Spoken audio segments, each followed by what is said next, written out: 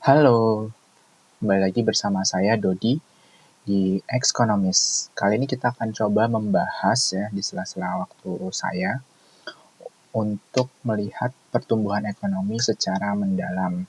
Ini videonya kebetulan impromptu, saya tidak mengkonsepkan apa-apa, jadi tidak ada PowerPoint-nya ya. Kita langsung saja membahas pertumbuhan ekonomi. Jadi apa sih yang dimaksud dengan pertumbuhan ekonomi? Pertumbuhan ekonomi itu dihitung dari setidaknya 3 pendekatan ya. Kalau kita lihat di sini ada pendekatan dari sisi pengeluaran, kemudian dari sisi pendapatan, dan ada dari sisi lapangan usaha. Kita coba akan membedah dari datanya BPS, tapi karena datanya BPS ini agak sulit untuk diolah, kita coba pakai data dari BPS yang sudah dikompil oleh BI. Teman-teman bisa mendapatkannya di website SDDS ya, bi.go.id/statistics/SDDS default. Kita ambil yang GDP at constant price. Jadi kenapa konstan? Karena memang kita melihat jumlah barangnya yang bertambah itu seperti apa. Nah ini ya, kita ambil yang ini, yang konstan. Yang dulu ini kita abaikan dulu, kita hide dulu supaya tidak mengganggu. Pertama kita lihat dari sisi pengeluaran.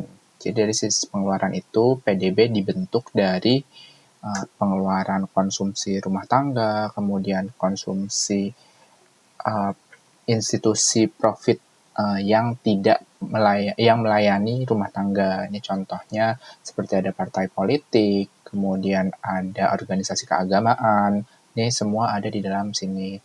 Kemudian ada konsumsi pemerintah yang terdiri dari konsumsi kolektif dan individu. Kemudian ada pembentukan modal tetap bruto, atau ini biasa disebut dengan investasi.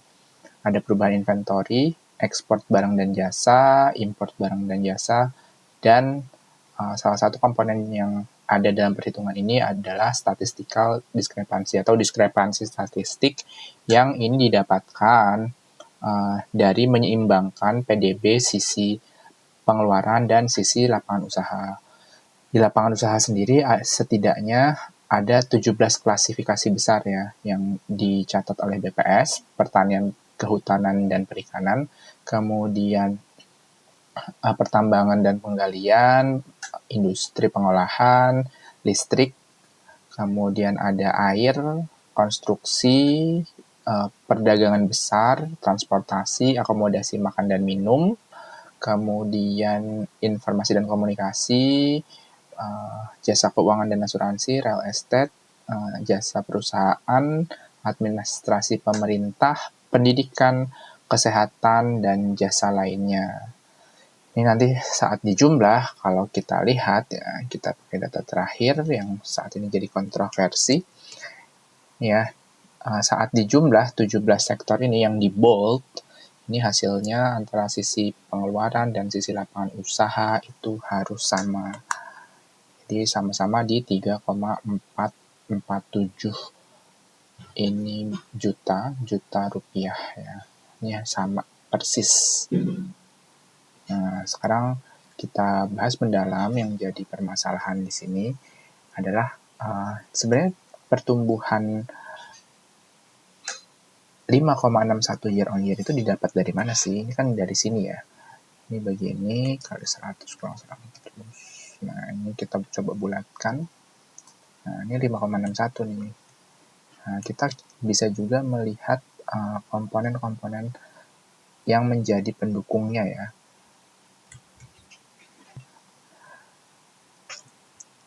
Ini kita bisa lihat ya. Nah, yang kemarin jadi permasalahan adalah adanya pertumbuhan tinggi di terutama konsumsi pemerintah ya, yang sampai 21,81%. Sementara konsumsi rumah tangga yang memang merupakan pendukung utama dari pertumbuhan ekonomi ini hanya tumbuh di 5,52 atau kurang dari nilai pertumbuhan ekonomi itu sendiri. Nah, kalau kita lihat salah satu satu alasan-alasan yang ada dalam penjelasan BPS, memang yang terjadi di Q1 2026 ini adalah adanya peningkatan dari sisi transportasi, kemudian restoran ya, pengeluaran konsumsi untuk restoran dan hotel. Kenapa? Karena ini dua komponen ini dinyatakan sebagai kejadian adanya perubahan atau pergeseran hari raya dari sebelumnya di bulan April atau di Q2 2025 kalau kita lihat Lebaran tahun lalu. Nah, ini bergeser atau berpindah ke Q1 yaitu di akhir Maret. Akhirnya apa? Akhirnya transportasi dan komunikasi, orang-orang banyak yang melakukan mudik. Ini menyebabkan konsumsinya meningkat. Nah, sementara kalau kita lihat di konsumsi pemerintah, nah ini yang menjadi pentolannya, yaitu adanya peningkatan sampai 50% nih di bagian konsumsi individu. Konsumsi individu itu apa? Ini konsumsi yang diberikan ke individu. Nah, kalau kita lihat penjelasan ini BPS, ini yaitu adanya makan bergizi gratis. Nah, kemudian sebenarnya siapa sih yang berkontribusi paling banyak? Nah, kita bisa juga menghitung kontribusi terhadap pertumbuhan. Kalau ini adalah pertumbuhan year on year, ini adalah kontribusi pertumbuhan, kontribusi pertumbuhan year on year. Kita bisa menggunakan rumus ini dikurang dengan ini, ya kan? Jadi kita coba dekomposisi, dibagi dengan perubahan ini ya, ini dikurang ini.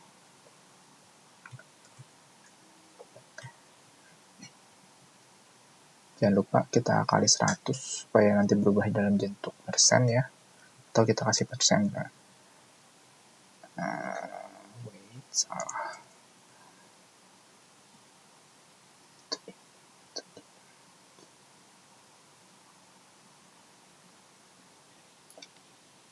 Itu kurang ke 1.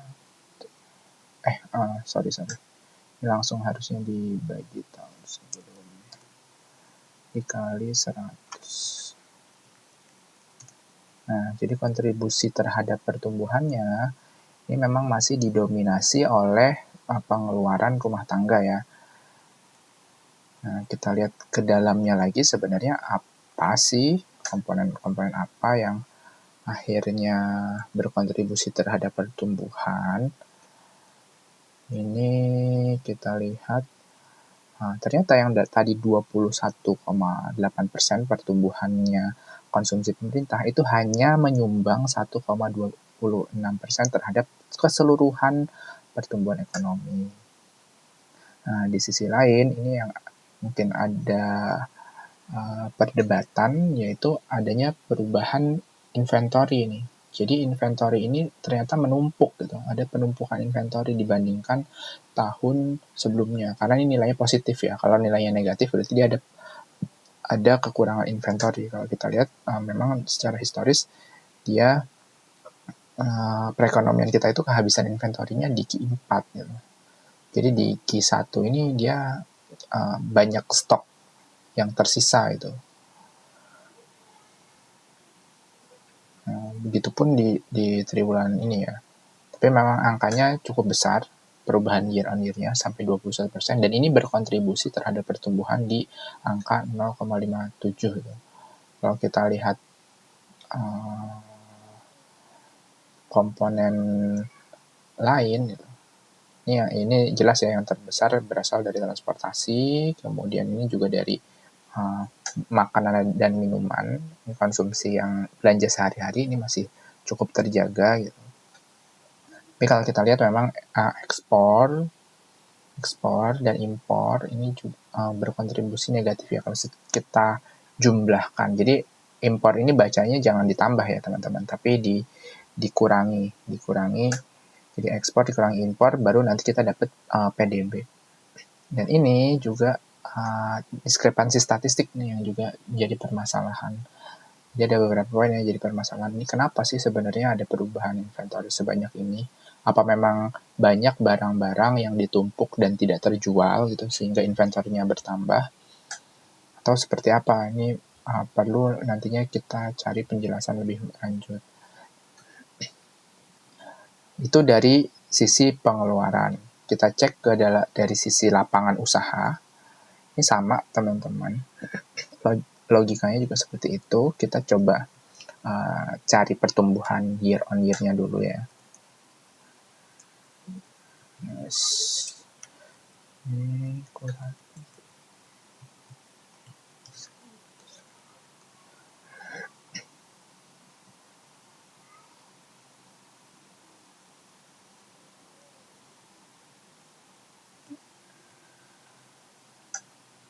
Coba kita formatnya kita samain dulu. Jadi kita lihat memang yang jadi permasalahan, yang jadi perdebatan, kenapa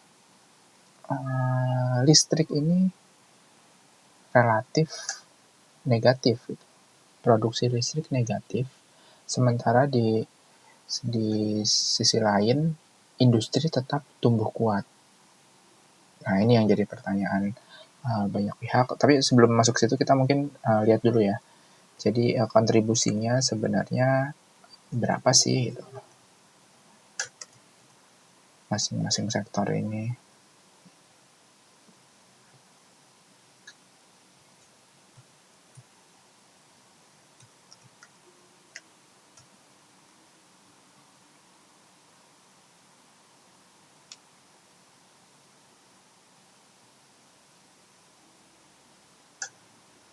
Nah, kalau kita lihat pertanian masih menjadi sektor utama, kemudian pertambangan ini yang mendorong ke bawah ya. Ini pertaniannya pertanian apa sih? Kalau kita lihat lebih dalam lagi, memang pertaniannya adalah pertanian tanaman pangan, ini padi, kemudian juga ada dari livestock, ini adalah peternakan ya, dari peternakan. Jadi itu kontributor utamanya di bagian ini ya, sektor ini. Kemudian plantation. Kemudian kita lihat dari pertambangan apa sih yang negatif? Ini sebenarnya bisa lihat ini ya, lebih dalam adalah pertambangan yang dari iron ore, ini besi ya, dari biji besi. Pertambangan biji besi ini adanya di daerah Sulawesi, kemudian di Papua, yang memang kalau kita lihat secara spasialnya di Papua ini memang negatif nilainya, atau terjadi kontraksi ya, pertumbuhan. Kemudian di sisi industri apa sih sebenarnya yang berpengaruh gitu? Yang jelas pertama kita bukan berbasis industri migas ya. Jadi industri migas itu kontribusinya sangat kecil, hanya 0,07. Sementara yang besar itu ada di industri non migas. Kalau kita lihat lebih dalam, ini ada dari produk makanan dan minuman. Kemudian yang tinggi lagi adalah produk. Nah, ini produk hasil olahan besi dan komputer dan sejenisnya ya. Nah, itu ini dua subsektor di industri yang mendorong pertumbuhan industri itu sendiri. Nah, kalau kita lihat ceritanya dari sisi pengeluaran, ternyata ini masih sinkron ya, manufaktur industri makanan minum ini dari sisi pengeluaran tadi juga pengeluaran makanan dan minum ini masih tumbuh, dan didukung juga restoran dan hotel ya, didukung restoran dan hotel. Nah, masih di 5 ada kontribusinya gitu, ada keterkaitannya antara dua hal tersebut. Cuma kalau kita lihat lebih dalam, industri ini inputnya dari apa saja sih? Salah satunya kan memang inputnya listrik gitu ya. Nah, listrik ini ternyata hampir sama sekali tidak tumbuh gitu dibandingkan dengan periode sebelumnya. Pertanyaannya apakah ini juga pernah kejadian di tahun sebelumnya atau seperti apa? Kita coba lihat ya, ini kan YOY Q1. Kita lihat ini 2026. Kemudian ini YOY Q1 2025. Kita coba lihat polanya, apakah kita menemukan pola yang sama gitu. Ini dibagi tahun sebelumnya.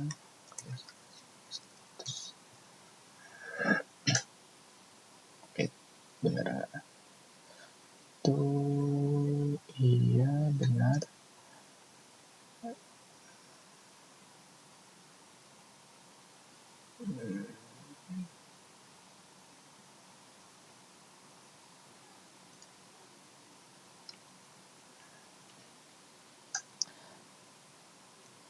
Nah, di periode sebelumnya, industri ini juga sebenarnya tumbuh ya. Tuh. Ini untuk produk besi baja dia tumbuhnya ternyata lebih lambat dibandingkan periode sebelumnya. Begitu pula dengan industri makan dan minum ya, dia tumbuhnya lebih lambat dibandingkan sebelumnya. Nah, di periode sebelumnya yang mungkin juga menarik untuk kita bahas sebenarnya kontribusi pertumbuhannya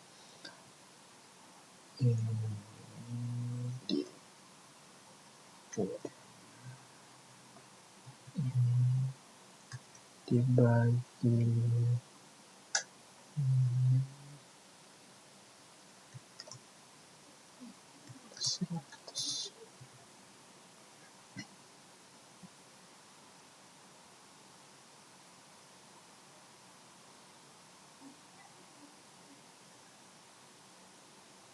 Nah ini sebelumnya ternyata didominasi juga tetap dari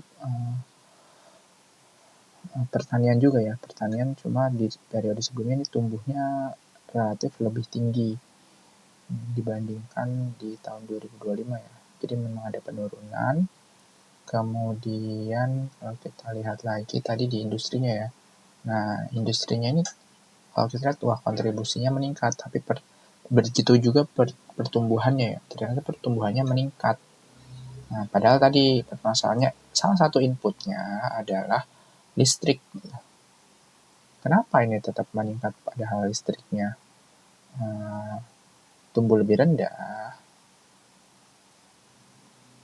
Nah, argumen-argumen yang beredar itu memang karena listrik yang dihasilkan untuk industri itu tidak dihasilkan oleh PLN, tapi oleh industri itu sendiri. Nah, tapi argumen itu mungkin agak kurang pas ya, karena memang yang dihitung oleh PDB ini adalah nilai tambah akhir ya, nilai tambah yang sudah di hasil akhir. Jadi tidak dihitung nih inputnya. Kita coba bisa lihat juga keterkaitannya sebenarnya pakai tabel input-output. Kalau kita buka tabel input-output,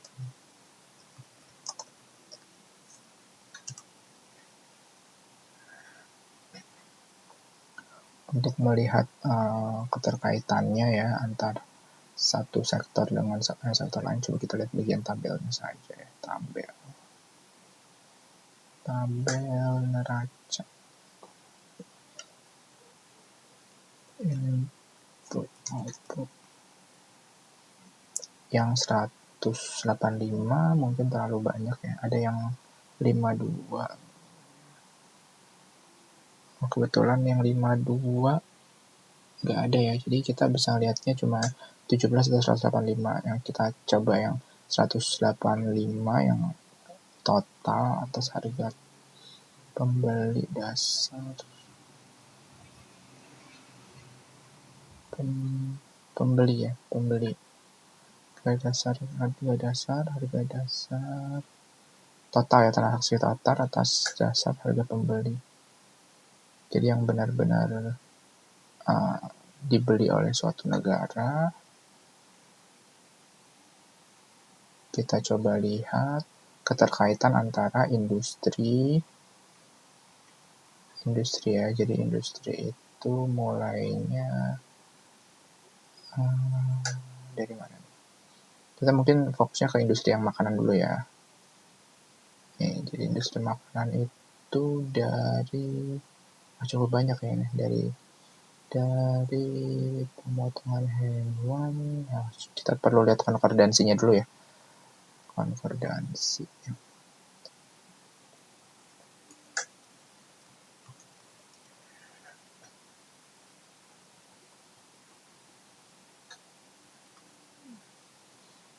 Industri itu dari 53 sampai 144 ya. 53 sampai 144.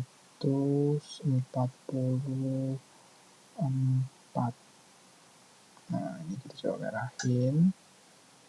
Sementara listrik itu adanya di 145, 146. 145, 146 listrik. Nah, tapi yang fokus listrik ada di 145 saja. Kita warnain coba yang lain supaya kelihatan beda. Nah, kita lihat keterkaitannya ternyata ini ya, yang listriknya di atas 140 sebagai input, bacanya dari atas ke bawah sebagai input, lakal samping sebagai output, ini sekitar 145 listrik nih. Nah, jadi memang yang heavy menggunakan listrik sebagai input, ternyata ini adalah sektor barang hasil kilang minyak dan gas, tuh ya.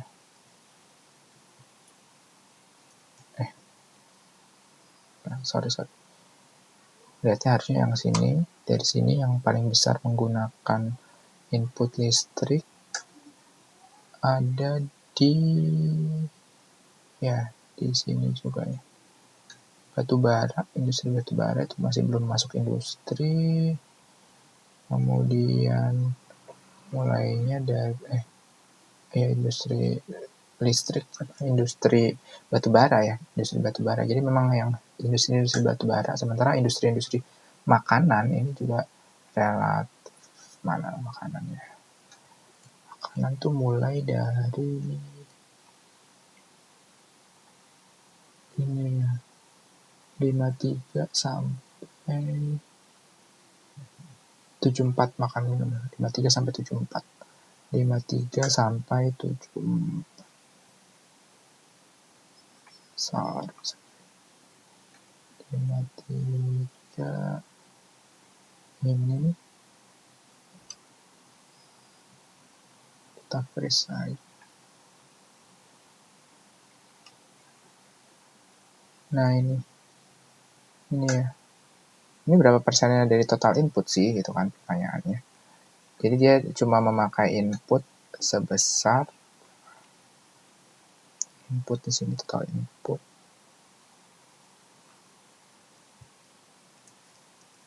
Cuma 2%. 2% yang pakai input listrik.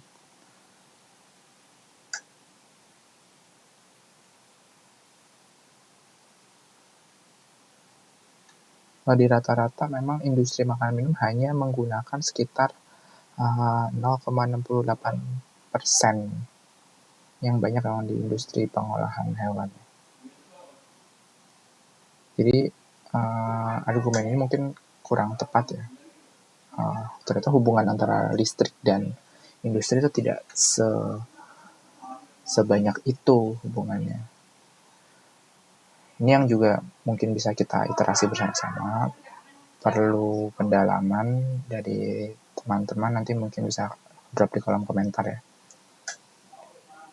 Tapi lain-lain kalau kita lihat masih arahnya masih sama ya, dengan yang dari sisi lapangan usaha maupun pengeluaran. Kalau kita lihat ini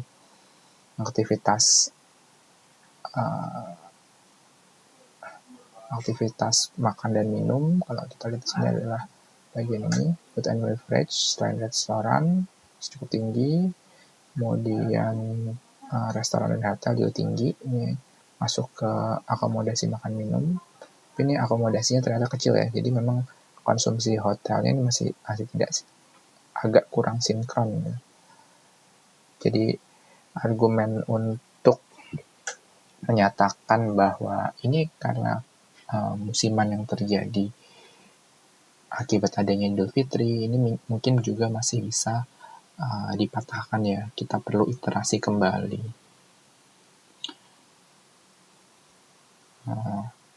Kira-kira begitu ya insight dari saya. Teman-teman juga sebenarnya bisa melakukan analisis ini lebih dalam dengan mencari, selain dari data sini, kita perlu juga cari argumen-argumen di luar dari data ini. Misalnya data-data sekunder yang beredar dan terbuka ya teman-teman. Apakah itu memang ada ketidaksinkronan itu. Karena yang kemarin banyak disoroti adalah bagian listrik ya. Listrik dan gas, terutama di listriknya. Mungkin saya juga agak sanksi sebenarnya untuk industri ini ya, karena dia agak kurang sinkron. Di satu sisi industri biji besinya kontraksi, tapi ternyata ini masih tumbuh tinggi. Paling itu saja untuk video hari ini. Teman-teman bisa saksikan lagi komentar-komentar tidak penting saya dengan menggunakan berbagai data tentunya di channel ini ya. Sampai jumpa di video selanjutnya. Ciao!